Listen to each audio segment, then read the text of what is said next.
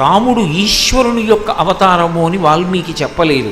ఈశ్వరుని యొక్క అవతారం రాముడిగా వచ్చిన రాముడు పరిపూర్ణమైనటువంటి మనుష్యునిగా మాత్రమే ప్రవర్తించాడు. అసలు రామాయణం రావడానికి వాల్మీకి మహర్షి వేసినటువంటి ప్రశ్నలలో ఒకటి, కోన్వస్మిన్ సంప్రదంలోకే గుణవాన్ కశ్చ వీర్యవాన్ ధర్మజ్ఞశ్చ కృతజ్ఞశ్చ సత్యవాక్యో దృఢవ్రతః చారిత్రేణి చ కో యుక్తః సర్వభూతేషు కోహితః విద్వాన్ కః కస్సమర్థశ్చ కశ్చైక ప్రియదర్శనః ఆత్మవాన్ కో జితక్రోధో ద్యుతిమాన్ కో ననసూయకః కస్య బిభ్యతి దేవాశ్చ జాతరోషస్య సంయుగే అని అడిగాడు.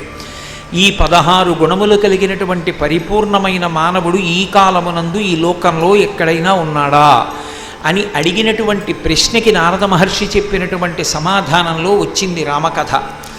రాముడు కేవలము మనుష్యుడిగా జన్మించాడు. మనుష్యునిగా జన్మించకపోతే రావణ సంహారం జరగదు. అటువంటి రోజులలో తనంత తానుగా ప్రతిజ్ఞ చేసి నేను నరుడిగా వస్తాను అని, తతశ్చ ద్వాదశే మాసే చైత్రే నవమికే తిథౌ నక్షత్రే తిథి దైవచ్చే సౌచ్ఛ సంస్థేషు పంచషు గ్రహేషు కర్కటే లగ్నే వాక్పతాం విందునా సహా ప్రోద్యమానే జగన్నాథం సర్వలోక నమస్కృతం. 12 నెలలు కౌసల్య గర్భవాసం చేసి 12 నెలల తరువాత బయటికి వచ్చినటువంటి అవతారం రామావతారం. ఎందుకంత కష్టపడి రావాలి అంటే నరుడి చేతిలో తప్ప మరణించడు. నరుడిగా రావాలి అంటే అమ్మ గర్భవాసం చేయకపోతే నరుడు కాడు. ఆ నరుడైతే తప్ప రావణుడు సంహరింపబడడు. రావణుడు సంహరింపబడితే తప్ప లోకములకు శాంతి కలగదు. అందుకని మనందరి కోసమని తాను అంత కష్టపడి అంతటి దయామయుడై అమ్మ యొక్క గర్భస్థ శిశువుగా గర్భవాసం చేసి బయటికి వచ్చినటువంటి అవతారం రామావతారం. అందుకే అసలు రామావతారాన్ని స్వీకరించడంలోనే ఆయన యొక్క దయని లెక్క పెట్టడం ఎవరికీ సాధ్యం కాదు. అంతటి దయామయుడైనటువంటి వాడు కనుక రామదాసు గారు ఆయన గురించి శతకం చేస్తే మకుటంలో ప్రతి చోట కూడా దాశరథి కరుణాపయోనిధి అని పిలిచాడు. సముద్రం యొక్క లోతు తెలుసుకోవడం ఎంత కష్టమో రామచంద్రమూర్తి యొక్క దయని తెలుసుకోవడం కూడా అంత కష్టం. అంతటి దయామయుడై రామచంద్ర ప్రభువుగా అవతరించాడు. నేను 11,000 సంవత్సరములు ఈ భూమి మీద ఉంటాను.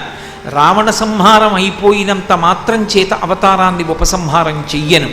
ఎందుకు ఉండాలి 11,000 సంవత్సరములు అంటే 11,000 సంవత్సరములు ఈ భూమి మీద ఉండి రాజ్య పరిపాలన చేసి రామచంద్రమూర్తి యొక్క రాజ్యము ఎంత గొప్పదైందో లోకానికి నిరూపించాలనుకున్నాడు. మనం రామరాజ్యం అంటూ ఉంటాం. రామరాజ్యం కేవలం రాముడు పరిపాలిస్తేనే రామరాజ్యం అయితే ఇక రామరాజ్యం ఎప్పుడూ రాదు, మళ్ళీ రాముడు అవతార స్వీకారం చేస్తే తప్ప. కానీ ఎవరు పరిపాలించినా రామరాజ్యం వస్తుంది. ఎప్పుడు రామరాజ్యం వస్తుంది? రాముడిలా పరిపాలించగలిగితే. రాముడు పరిపాలించాడు అంటే ఎలా పరిపాలించాడు? శాస్త్రాన్ని ప్రమాణం చేసుకుని పరిపాలన చేశాడు. అందుకే మీరు రామాయణాన్ని పరిశీలనం చెయ్యండి. నేను ఇలా అనుకుంటున్నానని రాముడు ఎప్పుడు అనడు. పెద్దలు ఇలా అన్నారు కనుక, శాస్త్రములు ఇలా చెప్తున్నాయి కనుక అంటాడు. శాస్త్రం ఎలా పరిపాలన చెయ్యాలని చెప్పిందో అలా పరిపాలన చేసినవాడు రామచంద్రమూర్తి. రామచంద్రమూర్తి యొక్క అడుగుజాడలలో శాస్త్రమును ఆధారం చేసుకొని పరిపాలన చెయ్యగలిగినటువంటి ధృతి కలిగిన వాడు ఎవరు సింహాసనం మీద కూర్చున్నా మళ్ళీ రామరాజ్యం వస్తుంది. కాబట్టి అటువంటి రామచంద్రమూర్తిగా 11,000 సంవత్సరములు రాజ్య పరిపాలన చేసి అనేక యజ్ఞయాగాది క్రతువులు చేసి రాజ్య పరిపాలన ఎలా చెయ్యాలి దగ్గర నుంచి ధర్మానికి మారుపేరై నిలబడ్డాడు. ఎందుచేత లోకంలో ధర్మము అనేటటువంటి మాట అన్వయమయ్యేటటువంటిది కేవలం మనుష్యునకు మాత్రమే అన్వయమవుతుంది. శ్రీరామాయణం కానీ, భాగవతం కానీ, భారతం కానీ, ధర్మశాస్త్రాలు కానీ 84 లక్షల జీవరాశులలో ఒక్క మనుష్యునకు తప్ప మిగిలిన ఎవ్వరికీ పనికొచ్చేవి కావు. ధర్మాన్ని అనుష్ఠించి దాని వలన భక్తితో కూడినటువంటి కర్మాచరణము చేత ప్రీతి పొందిన భగవంతుని యొక్క అనుగ్రహముగా కలిగినటువంటి జ్ఞానము వలన మళ్ళీ పుట్టవలసినటువంటి అవసరం లేని పునరావృత్తి రహిత శాశ్వత శివ సాయుధ్య స్థితిని పొందగలిగినటువంటి అదృష్టాన్ని పొందగలిగినటువంటి వాడు మనుష్యుడొక్కడే. అటువంటి మనుష్య శరీరం ఎంత గొప్పదో లోకానికి చూపించడానికి మనుష్యునిగా వచ్చినటువంటి రామచంద్రమూర్తికి జరిగినటువంటి పట్టాభిషేకం చాలా విశేషమైనటువంటి వైభవాన్ని సంతరించుకుంది. పట్టాభిషిక్తుడైనటువంటి రాముడు సనాతన ధర్మానికి ప్రాణప్రతిష్ఠ చేశాడు. ఎందుచేత అంటే సనాతన ధర్మము యొక్క జీవమంతా ఎక్కడ ఉంటుంది అంటే అగ్ని ఆరాధన యందు ఉంటుంది. అందుకే ఋగ్వేదం ప్రారంభమవుతూనే అగ్నిమీళే పురోహితం అంటూ మొదలవుతుంది. సనాతన ధర్మమునకు జీవగర్ర అగ్ని ఆరాధనం. రాముడు సనాతన ధర్మానికి ప్రాణం ఎక్కడుందో నిరూపణం చేశాడు. రాముడు సాక్షాత్తు రాశీభూతమైనటువంటి ధర్మము. ఈ మాట చెప్పినది ఋషులు కాదు. రామో విగ్రహవాన్ ధర్మ సాధు సత్యపరాక్రమ మారీచుడు చెప్పాడు అరణ్యకాండలో.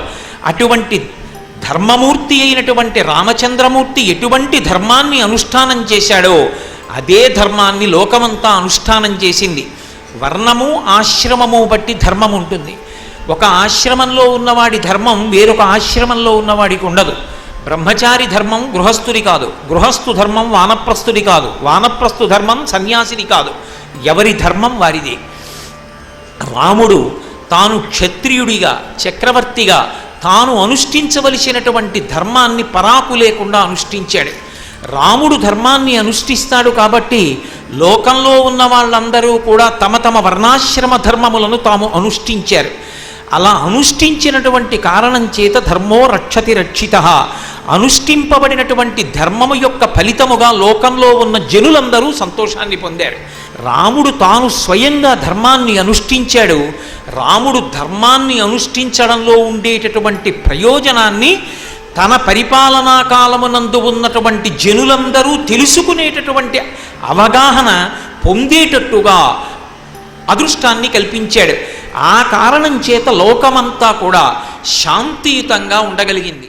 రాముడు రాఘవుడు రవికులుడితడు భూమి జగుపతి అయిన పురుష నిధా